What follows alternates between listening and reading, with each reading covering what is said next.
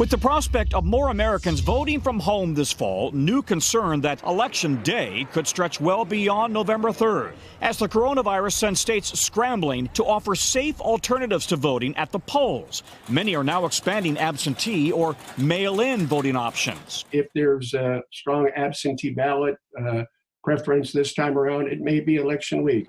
If recent primaries are any indication, final results could be delayed. Key battleground states like Wisconsin, Pennsylvania, and Michigan, which all narrowly put President Trump over the top in 2016, saw massive surges in absentee voting this past spring. For some who did go to the polls, long lines like these in Wisconsin and in Georgia that kept voters waiting hours. And this cautionary tale in New York's 12th congressional district. Absentee ballots are still being counted after last month's primary, no winner declared. As of now, 41 states will allow vote by mail in some form this November. 8 of those states will mail a ballot application in advance, while 7 will automatically send the ballot in the mailbox.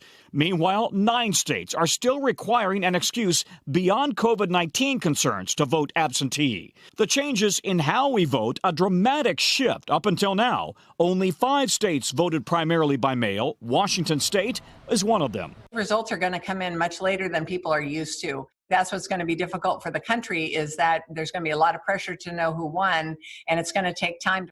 So what can states do now to prepare? Washington's Secretary of State Kim Wyman suggests election officials should send out absentee ballot requests early to deal with demand. I think nationwide we're going to be somewhere between maybe as high as 80 to 90% turnout in many states. The sooner you know what that field looks like, the better prepared you're going to be. Officials are also urging state legislators to change laws to allow the processing and verifying of ballots in advance so they can count and report results faster on election night. Also, election administrators say voters need to educate themselves about how the process will work in their state to prepare. All of this as President Trump is stepping up his effort to discredit mail-in voting as vulnerable to fraud, ramping up attacks on Twitter and on television. I think mail-in voting is going to rig the election. I really do. But there is no evidence of widespread fraud, according to multiple studies. Republican Tom Ridge. There's not widespread fraud. There hasn't been widespread fraud. And with the right collaboration with the state and locals, there won't be widespread fraud. Game, set, match. Also at play, some experts fear the election outcome could be headed for the courts. Both the Republican and Democratic national committees are pledging millions for legal challenges, as well as planning to deploy lawyers across the U.S. to monitor poll sites. All of it setting the stage for a presidential election unlike any other. Tom, another issue that may complicate all of this, your signature on the ballot. Tell me about that. Yeah, that's right. So some states will need to verify your signature on a ballot by matching it with the signature they have on file. So think, of course, about comparing it to your driver's license and the signature there.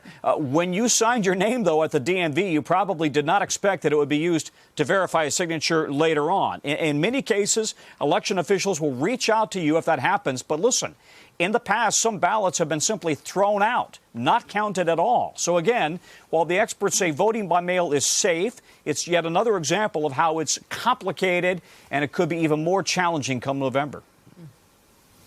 I don't even want to think about how much messier my handwriting has gotten over the years. I don't know about you, Tom. Hey, you can see well now, though, right? Yeah, it should be fine. Yes, I can. Yeah, exactly. Maybe it'll improve now that I can see it. Thank you, Tom.